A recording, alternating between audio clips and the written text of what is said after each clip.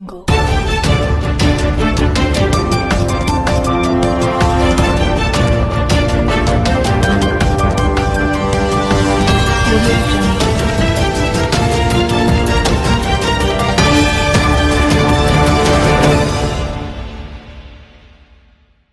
सेना प्रमुख general M Naravane ने ऑस्ट्रेलियाई समकक्ष लेफ्टिनेंट जनरल रिक मूर के साथ बातचीत की।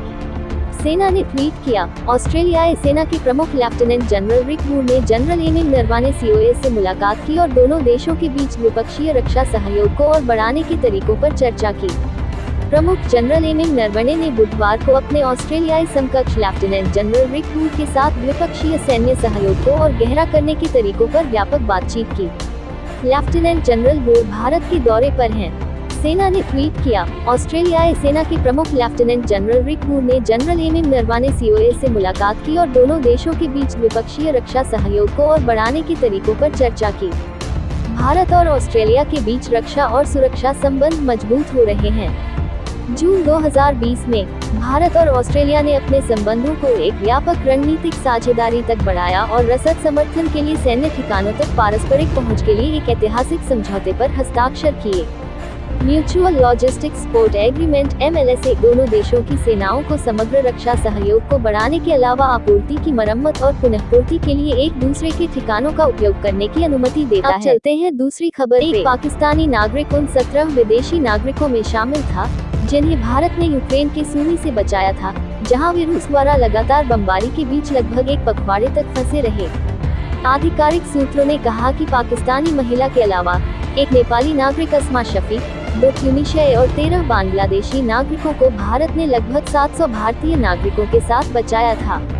इन सभी लोगों को भारतीय दूतावास द्वारा रेड क्रॉस की अंतर्राष्ट्रीय समिति की मदद से मंगलवार को सूमी से निकाला गया था, जब रूस और यूक्रेन अलग अलग टेलीफोन पर बातचीत के बाद एक मानवीय गलियारा बनाने पर सहमत हुए थे। प्रधानमंत्री नरेंद्र मोदी ने रूसी राष्ट्रपति व्लादिमीर पुतिन और यूक्रेन के राष्ट्रपति के साथ बातचीत की थी।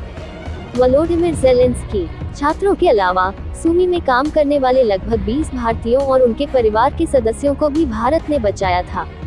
ये निकासी पोल्टावा से एक विशेष ट्रेन में सवार हुए हैं और गुरुवार को पोलैंड से भारत के लिए उड़ान भरने की संभावना है। अब आते हैं आज की आखिरी खबर पे। रूस यूक्रेन संघर्ष और उसके बाद के पश्चिमी प्रतिबंधों ने भारत के अपने सार्वजनिक क्षेत्र के उद्यमों के लिए भुगतान जारी करने के प्रयासों के लिए चांदी की परत है, जो अन्य प्रतिबंधों से प्रभावित भौगोलिक क्षेत्रों में फंस गए हैं। प्रतिबंधों से निपटने में पश्चिमी लचीलेपन की उम्मीद करते हुए, जब पूरा ध्यान रूस पर है, भारत ने अमेरिका के साथ अपनी राजनयिक वार्ता को नवीनीकृत किया है ताकि वेनेजुएला में अपनी कंपनियों के लिए बकाया राशि जारी की जा सके। सूत्रों ने संकेत दिया कि अमेरिकी पक्ष वेनेजुएला पर भारत के साथ अपने व्यवहार में लचीलापन दिखा सकता है, जो देश की सबसे बड़ी तेल और गैस खोजकर्ता ONGC की विदेशी शाखा OVL को पिछले प्रतिबंधों के कारण अटके अपने $420 मिलियन के बकाये को वापस पाने की अनुमति देगा।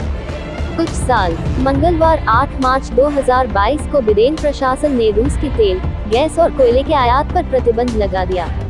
अमेरिका दक्षिण अमेरिकी देश वेनेजुएला से भारी खट्टे कच्चे तेल को बदलने के लिए रूस से आयात कर रहा था।